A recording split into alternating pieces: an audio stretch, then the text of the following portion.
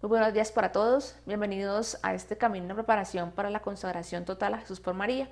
Hoy vamos a dar inicio al bloque número 3, que es el conocimiento de María, y es la lección 20, fin de los tiempos y apariciones marianas.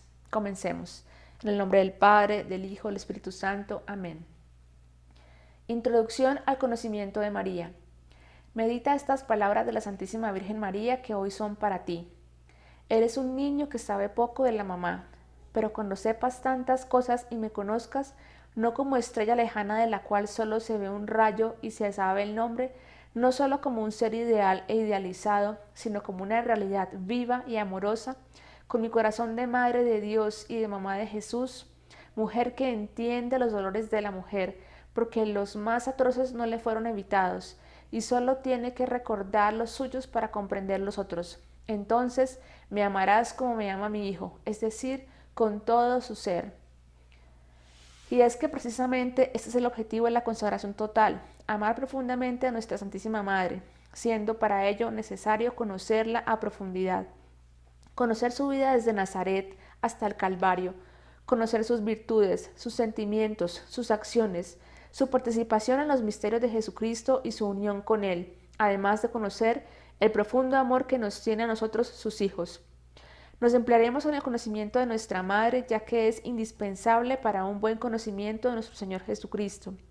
Para conocer la sabiduría eterna, increada y encarnada, Grignion de Montfort invitó constantemente a encomendarse a la Santísima Virgen María, tan inseparablemente unida a Jesús, que primero se separaría la luz del sol. Es un incomparable cantor y discípulo de la Madre del Salvador, a quien celebra como la guía segura hacia Cristo. Si establecemos la sólida devoción a la Santísima Virgen, es sólo para establecer más perfectamente la de Jesucristo y ofrecer un medio fácil y seguro para encontrar al Señor, puesto que María es la criatura elegida por el Padre y entregada totalmente a su misión materna. Al entrar en su libre consentimiento en unión con el Verbo, se encuentra asociada de manera privilegiada a la encarnación y a la redención, desde Nazaret hasta el Gólgota, pasando por el cenáculo, con fidelidad absoluta al Espíritu Santo. Ella halló gracia delante de Dios para todo el mundo en general y para cada uno en particular. Entenderemos aquí por qué nuestra Santísima Madre es el camino más fácil, corto, perfecto y seguro para ir a Jesús. Veremos además en qué consiste la santa esclavitud a la que nos someteremos por amor. Descubriremos los maravillosos efectos que causa esta consagración en el alma que fielmente la acoge y vive.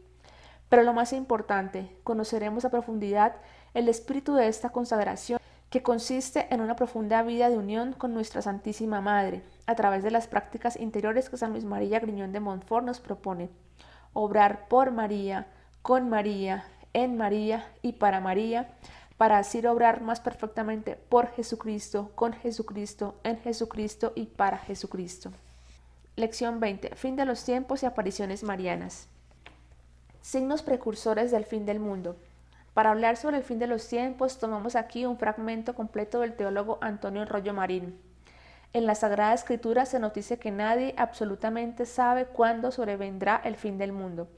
Cristo resucitado advirtió a sus apóstoles que no les correspondía a ellos conocer los tiempos ni los momentos que el Padre ha fijado en virtud de su poder soberano. Y en el Evangelio les había ya dicho que de aquel día y de aquella hora nadie sabe, ni los ángeles del cielo, ni el Hijo, sino solo el Padre. Ya se comprende que el Hijo no lo sabía como formando parte de su mensaje mesiánico que había de comunicar a los hombres, aunque sí como verbo eterno de Dios. Sin embargo, la misma Sagrada Escritura nos proporciona ciertos signos o señales por donde pueden conjeturarse de algún modo la mayor o menor proximidad del desenlace final.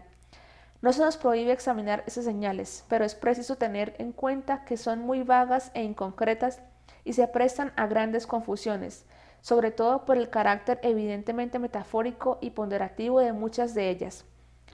Buena prueba de esto la ofrece el hecho de que la humanidad ha creído verlas ya en diferentes épocas de la historia que hacían presentir la proximidad de la catástrofe final. Vamos pues con sobriedad y moderación a recoger esas señales, pero guardándonos mucho de llegar a conclusiones demasiado concretas y simplistas. Lo único cierto en esta materia tan difícil y oscura es que nadie absolutamente sabe nada. es un misterio de Dios. He aquí las principales señales de que nos habla la Sagrada Escritura. Primero, la predicación del Evangelio en todo el mundo. Lo anunció el mismo Cristo al decir a sus apóstoles: será predicado este Evangelio del reino en todo el mundo, testimonio para todas las naciones, y entonces vendrá el fin. Lo cual no hay que entenderlo en el sentido de que todas las gentes se convertirán de hecho al cristianismo, sino únicamente que el Evangelio se propagará suficientemente por todas las regiones del mundo, de manera que todos los hombres que quieran puedan convertirse a él. Ni se puede decir tampoco que el fin del mundo vendrá inmediatamente después de que el Evangelio llegue a los confines de la tierra, sino únicamente que no sobrevendrá antes. Segundo, la apostasía universal. Lo anunció también el mismo Jesucristo y lo repitió luego San Pablo. He aquí los principales textos. Y se levantarán muchos falsos profetas que engañarán a muchos, y por el exceso de la maldad se enfriará la caridad de muchos. Cuando venga el Hijo del Hombre, ¿encontrará fe en la tierra? Que nadie en modo alguno nos engañe, porque antes ha de venir la apostasía y ha de manifestarse el hombre de la iniquidad, el hijo de la perdición.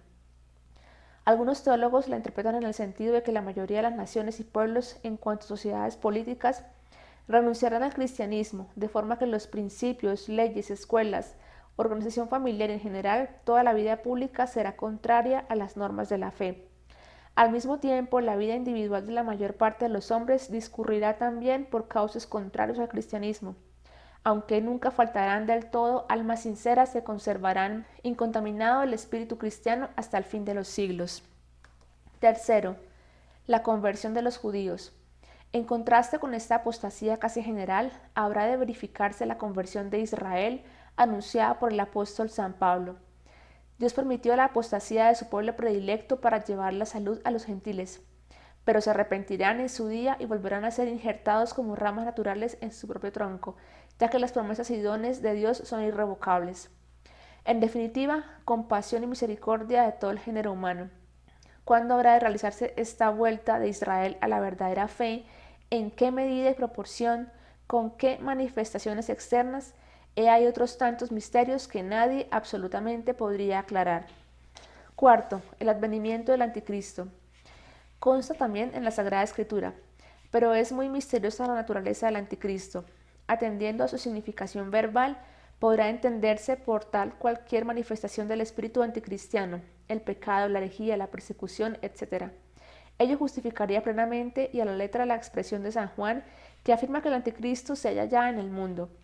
Pero entre los santos padres y teólogos posteriores prevaleció la creencia de que será una persona individual, que desplegará, permitiéndolo Dios, un gran poder de seducción con falsos prodigios que engañarán a muchos. Finalmente será vencido y muertos por Cristo con el aliento de su boca, o sea, con la simple manifestación de su divina voluntad. Quinto, la aparición de Elías y Enoc. Es otra señal misteriosa, que solo de una manera muy confusa puede apoyarse en la Sagrada Escritura. El profeta Malaquías nos dice hablando de Elías: ved que yo mandaré a Elías, el profeta, antes que venga el día de Yahvé, grande y terrible. Él convertirá el corazón de los padres a los hijos y el corazón de los hijos a los padres. De Enoc nos dice la Sagrada Escritura que por la fe fue trasladado sin pasar por la muerte y no fue hallado porque Dios le trasladó. Muchos santos padres, entre los que se cuentan San Agustín y San Jerónimo, interpretan de Elías y Enoc el misterioso episodio de los dos testigos que lucharán con el anticristo y serán muertos por él para resucitar después gloriosamente. Pero otros padres y expositores sagrados dan otras interpretaciones muy diversas, por lo que es forzoso concluir que nada absolutamente se puede afirmar con certeza sobre este particular. Sexto, grandes calamidades públicas. Jesucristo anunció en el Evangelio varias de esas calamidades. Oiréis hablar de guerras y de rumores de guerras, pero no os turbéis, porque es preciso que esto suceda, mas no es aún el fin. Se levantará nación contra nación y reino contra reino, y habrá hambres y terremotos en diversos lugares, pero todo esto es el comienzo de los dolores.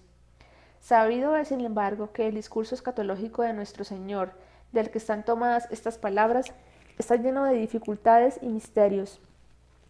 En él se habla unas veces de la ruina de Jerusalén, otras del fin del mundo, y otras de ambas cosas a la vez. Es muy difícil señalar exactamente qué es lo que corresponde a cada uno de esos acontecimientos. Ni los santos padres ni los modernos exégetas han podido precisarlo con exactitud. Nos parecen por lo mismo muy sensatas y acertadas las siguientes palabras de un notable expositor sagrado. Cristo habla a los suyos como si tuvieran que presenciar aquellos signos de su nueva venida, a pesar de que sabía muy bien que ese nuevo advenimiento estaba muy lejos todavía. ¿Por qué habla así? Pues porque quería que los suyos estuvieran siempre prevenidos por su venida, cuyo tiempo preciso quiso que permaneciera oculto, aunque en algún sentido muy real y verdadero de la muerte de cada uno ocurre el advenimiento de Cristo juez, y por eso se explica que los mismos apóstoles exhortan a los fieles a permanecer siempre preparados para el día del juicio. Lo cierto es que muchos de estos signos parecen manifestarse en nuestra sociedad. Ya el Evangelio ha sido predicado a gran parte de la humanidad. La apostasía es cada vez mayor.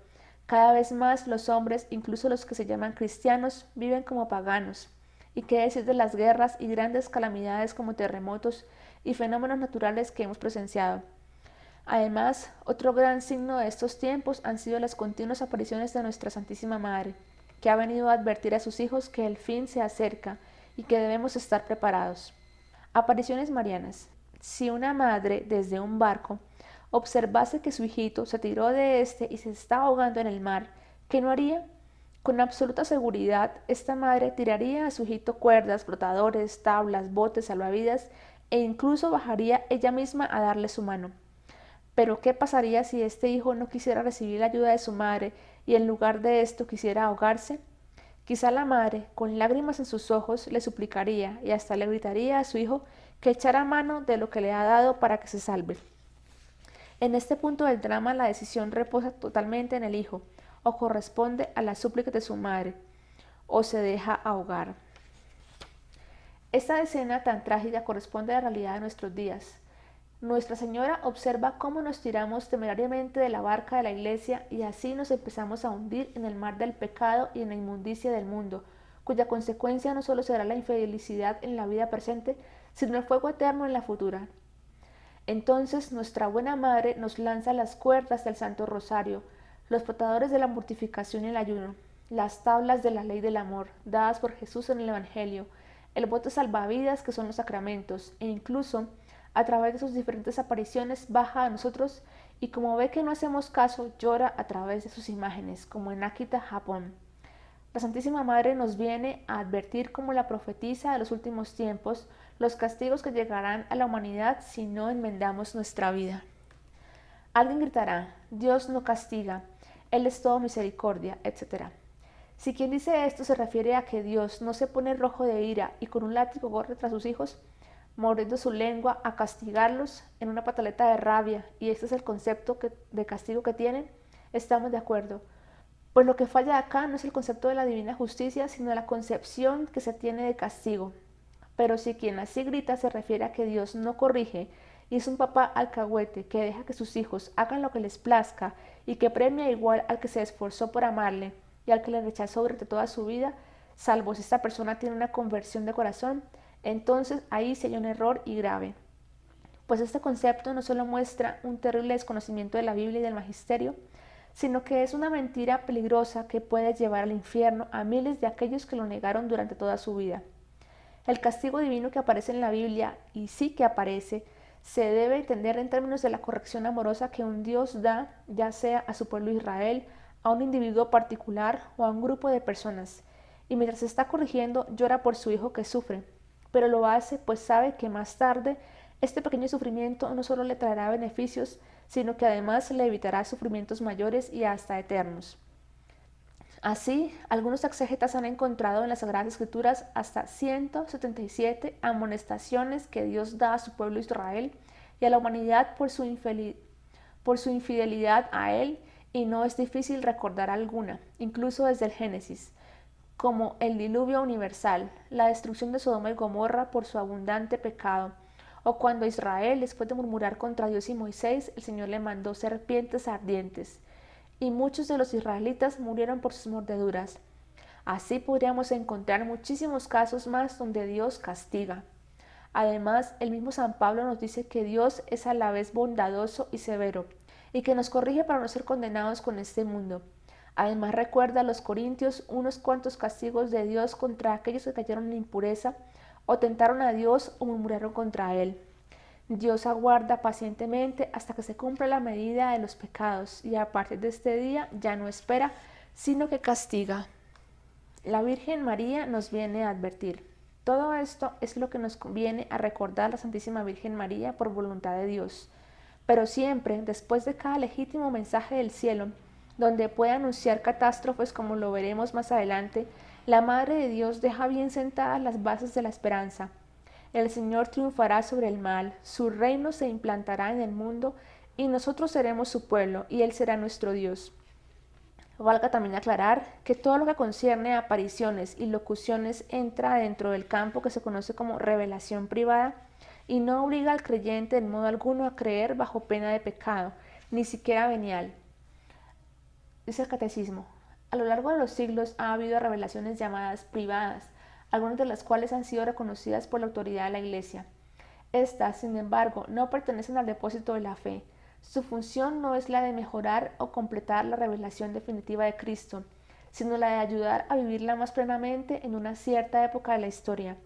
Guiado por el magisterio de la Iglesia, el sentir de los fieles sabe discernir y acoger lo que en estas revelaciones constituye una llamada auténtica de Cristo o de sus santos a la Iglesia.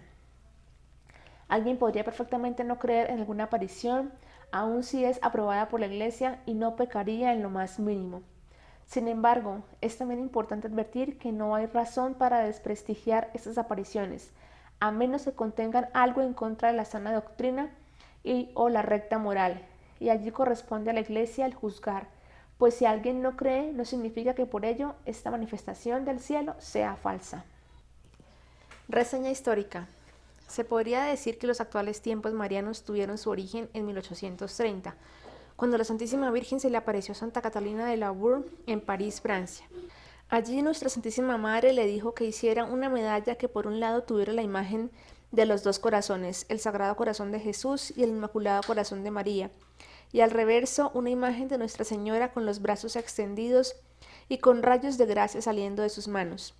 Esta medalla más tarde fue llamada la Medalla Milagrosa, aparición aprobada por la Iglesia.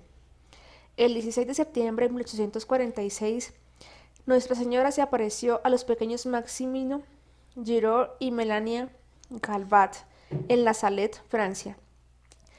Les advirtió sobre muchas cosas que disgustaban a su hijo. En 1864 les dijo que muchos demonios serían desencadenados del infierno. La Salette fue aprobada por la Iglesia en 1851. El Papa Pío IX proclamó después el dogma de la Inmaculada Concepción en 1854. 4 años más tarde, en 1858, Nuestra Madre Santísima se apareció en la pequeña aldea de Lourdes, Francia, a la pequeña Bernardita Soubirous y se presentó como la Inmaculada Concepción, confirmando el dogma que había proclamado Pío IX. Bernardita nunca había escuchado este término hasta que la Madre del Cielo se lo dijo. Aparición aprobada por la Iglesia. En 1917, la Virgen se aparece a 3 pastorcitos en Fátima, Portugal. Allí pidió a los obispos del mundo que se unieran para consagrar a Rusia a su Inmaculado Corazón. Advirtió que de no hacerse, Rusia difundiría sus errores por todo el mundo y que habría serias consecuencias. Esto ocurrió antes de la Revolución Soviética, aparición aprobada por la Iglesia. En 1961 María se apareció en Garabandal, España, donde repitió la petición de consagrar a Rusia. En Garabandal ella dijo a las videntes que el cáliz de la justicia divina se estaba llenando y que había que hacer muchos sacrificios y mucha penitencia para evitar el castigo de Dios. Esta aparición está en curso de investigación.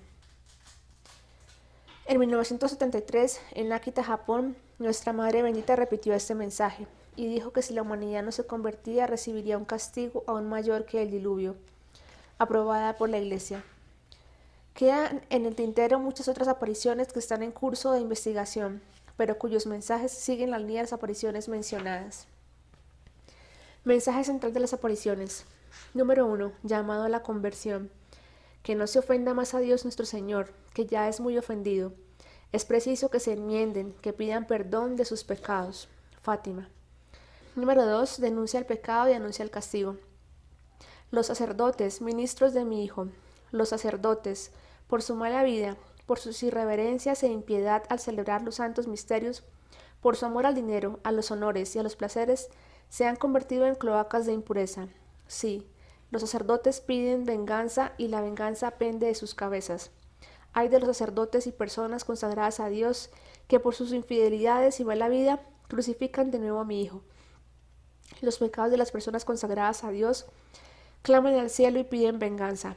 Y aquí que la venganza está a las puertas, pues ya no se encuentra nadie que implore misericordia y perdón para el pueblo. Ya no hay almas generosas ni persona digna de ofrecer la víctima sin mancha al Eterno, en favor del mundo. Dios va a castigar de una manera sin precedentes. Ay de los habitantes de la tierra. Dios va a derramar su cólera y nadie podrá sustraerse a tantos males juntos. Habrá guerras sangrientas y hambres y pestes, enfermedades contagiosas. Habrá lluvias de un granizo espantoso, tempestades que destruirán ciudades, terremotos que engullirán países. Se oirán voces en el aire. Los hombres se golpearán la cabeza contra los muros, llamarán a la muerte. La sangre correrá por todas partes. ¿Quién podrá resistir si Dios no disminuye el tiempo de la prueba? Por la sangre, las lágrimas y oraciones de los justos, Dios se dejará aplacar. La Salette, Francia. Número 3. Nos pide oración y penitencia por nuestros pecados y los del mundo. Rezad el rosario todos los días para alcanzar la paz del mundo y el fin de la guerra. Rezad, rezad mucho y haced sacrificios por los pecadores, porque muchas almas van al infierno por no tener quien se sacrifique y rece por ellas.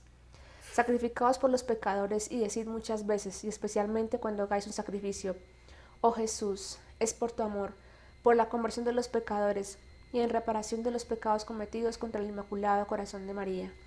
Fátima. Cuarto, pide la consagración a su Inmaculado Corazón. Lucía le decía a la señora: quisiera pedirle que nos llevase al cielo. Y ella le responde: sí, a Jacinta y a Francisco los llevaré en breve, pero tú te quedarás algún tiempo más. Jesús quiere servirse de ti para darme a conocer y amar. Quiere establecer en el mundo la devoción a mi Inmaculado Corazón. A quien la abrazare prometo la salvación y serán queridas sus almas por Dios como flores puestas por mí para adornar su trono. Cuando vieres una noche alumbrada por una luz desconocida, sabed que es la gran señal que Dios os da de que va a castigar al mundo sus crímenes por medio de la guerra, del hambre, de la persecución, de la Iglesia y del Santo Padre. Para impedir eso, vendré a pedir la consagración de Rusia a mi Inmaculado Corazón y la comunión reparadora de los primeros sábados. Si atienden mis deseos, Rusia se convertirá y habrá paz, si no, esparcirá sus errores por el mundo, promoviendo guerras y persecuciones de la Iglesia. Los buenos serán martirizados, el Santo Padre tendrá que sufrir mucho, varias naciones serán aniquiladas. Por fin, mi Inmaculado Corazón triunfará. El Santo Padre me consagrará a Rusia, que se convertirá y será concedido al mundo algún tiempo de paz. En Portugal, el dogma de la fe se conservará siempre. Mira, hija mía, mi corazón cercado de espinas que los hombres ingratos me clavan sin cesar con blasfemias e ingratitudes. Tú al menos procura consolarme y di que a todos los que durante 5 meses en el primer sábado se confiesen, reciban la Sagrada Comunión, recen el rosario y me hagan compañía durante 15 minutos meditando en los misterios del rosario con el fin de desagraviarme, les prometo asistir en la hora de la muerte con las gracias necesarias para su salvación.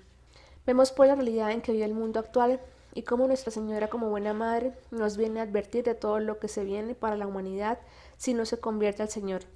Y ella misma nos ofrece en estos tiempos difíciles su corazón inmaculado como refugio seguro donde estaremos a salvo. Nuestra Madre nos pide conversión y la consagración total a su corazón, y nosotros hemos decidido acoger y responder a este llamado a través de esta consagración total. Hasta aquí la lectura del día de hoy. La práctica es visitar un santuario mariano y llevarle flores a la Virgen. Gloria al Padre, al Hijo y al Espíritu Santo, como era en un principio, ahora y siempre, por los siglos de los siglos. Amén.